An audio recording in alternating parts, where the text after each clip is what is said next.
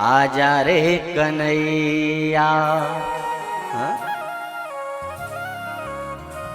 किसी भी बहाने आजा रे कन्हैया, रूप सलोना दिखा जा कन्हैया। हाँ? आजा। खूब भक्ति करो, खूब भक्ति करो, खूब भक्ति करो और भगवान को पुकारते रहो। हाँ? और रोज अपनी ये बात हो रही है, रोज क्या कि ये जीवन क्यों मिला, कैसे मिला, तो केवल एक काम के लिए मिला है, भगवान की भक्ति करने के लिए। हाँ? और जब हम भगवान के भरोसे ईमानदारी से इस जीवन में हो जाएं तो निश्चित ही कल्याण भी पक्का है। हाँ? भगवान तो चाहता है कि हमारा कल्याण करे, पर हम में कमी है ना। हाँ? भगवान को कहीं ढूंढना नहीं है, भगवान सब दूर है। कल आपने कथा सुनी प्रहलाद जी की, सूर अनेक फिरे कण मांगत पे पद सूर सुस्वाद कहाँ, पुनि ताल मंजीरा बजाती फिरे मीरा मतवारी सी चाह कहाँ। सी राम कथा कितनों ने लिखी पर तुलसी सी मर्याद कहाँ। नरसिंह बसे प्रति खम्बन में पर काड़न को प्रहलाद कहाँ। भगवान तो सब दूर है, आज के समय में उसे प्रकट करने वाले भक्त नहीं बचे। हाँ? अगर सच्ची भक्ति हो तो आज भी भगवान हाल हाजिर हैं। हाँ? और भगवान कब आते हैं? जब कोई सरल होकर भाव से भगवान को पुकारता है तब भगवान आते हैं, सरल होकर। हाँ? भगवान की भक्ति का पहला गुण है, पहचान है सरलता। और आपसे प्रार्थना करते हैं सुन के ये बातें पटकना मत, विचार करना। हाँ? कि ये गुण हम में है कि नहीं है, और नहीं है तो लाने का प्रयास करो। हाँ? यहां से कोई बात बोलते ना तो खुद के ऊपर लेकर सोचना चाहिए। हाँ? यहां से कई बार ऐसा होता है कि कुछ बात बोले तो हम पड़ोसी की तरफ देखते हैं कि ये बात तो इन पे सूट हो रही। हाँ? नहीं, अपने आप को देखो, हम में तो कमी नहीं है। हाँ? तो भगवान के भक्त की पहचान है सरलता, सरल बनिए। और यदि आप में सरलता है तो भगवान भी बड़ी आसानी से मिल जाते हैं। और सरलता यदि नहीं है तो कितना ही भक्ति करो, हो ये भी समझ लो। और सरलता ये बताना नहीं पड़ता कि मैं सरल हूं, समझना। आपकी वाणी, आपका व्यवहार बता देता है कि सरल हो। ऐसे ही अभिमानी जो होता ना, अभिमानी को बताना नहीं पड़ता कि मैं अभिमानी हूं, उसकी वाणी, बोलचाल, व्यवहार, अरे चाल बता दे साहब। हाँ? कई लोगों को देखकर आप बोलते कि नहीं बोलते कि कितना इतरा है, बोलते ना। हाँ? सामने भले ही मत बोलो। हाँ? जैसे वो आके चला जाए, हट जाए, इधर उधर हो जाए तो फिर बोलते हैं कितना इतरा है। दोनों को नहीं बताना पड़ता, सरल को नहीं बताना पड़ता कि मैं सरल हूं, और अभिमानी को भी नहीं बताना पड़ता कि मैं अभिमानी हूं। वाणी और व्यवहार। हाँ? और ऐसी ही सुंदर सुंदर बातें सुखदेव जी राजा परीक्षित को कथा के माध्यम से समझा रहे हैं। कहते हैं, राजन, जो भगवान का सच्चा भक्त होता है वो सरल होता है, और जिसमें सरलता नहीं है वो 24 घंटे भी अगर भक्त होने का दिखावा करे तो मन में हिसाब लगा लेना कि नकली है। हाँ? सरल बनिए, अभिमान मत करिए। हाँ? सुखदेव जी कह रहे, हम नहीं कह रहे हो। राजा परीक्षित से कह रहे हैं, राजन, मनुष्य जीवन यदि पाया है तो मनुष्य को चाहिए कि अभिमान से बचे। हाँ? यदि परमात्मा ने कुछ दिया है, किसी योग्य बनाया है, तो उसका अभिमान ना करे, फिर सरल रहे। क्यों? क्योंकि ऐसा ना हो कि वो अभिमान गड़बड़ कर दे। कितनी बड़ी गड़बड़ कर सकता है अभिमान, आपको पता है? अभिमान में मिट गए धन वैभव और वंश, ना मानो तो देख लो रावण कौरव कंस। इन्हें किसने मारा? इनके अभिमान ने मारा। जब रावण को मार करके राम जी अयोध्या आ गए तो एक दिन कौशल्या मैया ने पूछा, बेटा इतने बलशाली रावण को कैसे मारा? तो राम जी ने कहा, मां रावण को मैंने नहीं मारा, फिर रावण को तो मैंने मारा।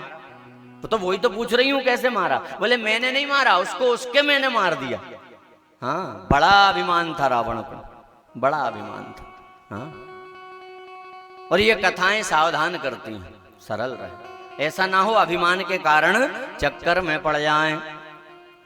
कथा के माध्यम से सुखदेव जी राजा परीक्षित को समझाने लगे। अभिमान की ही कथा सुनाई राजा परीक्षित को कि राजन, ब्रह्मा जी के एक दिन में 14 मनवंतर होते हैं, 14 मनवंतर एक दिन में, और उन्हीं 14 मनवंतर में से एक है चाक्षुष मनवंतर। चाक्षुष मनवंतर की कथा सुखदेव जी सुनाने लगे। आसीत गिरिवरो राजन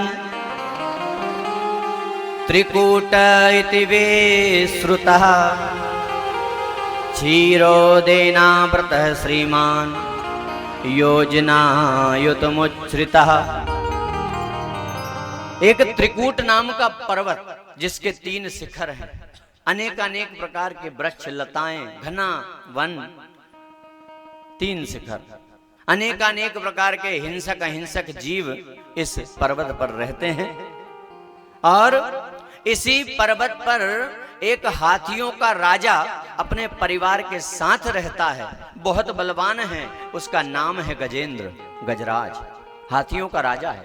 और कितना बलशाली है, बोले शेर भी इसके सामने नहीं आता, डरता है, इतना बलवान। पर उस हाथी को अपने बल का अभिमान है। हाँ? किसी को कुछ नहीं समझता।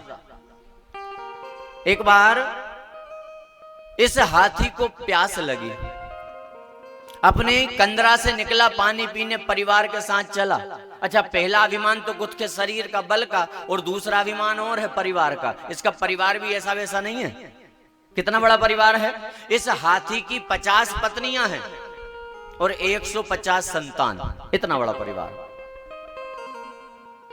अपनी कंदरा से निकला, परिवार के साथ पानी पीने जा रहा है।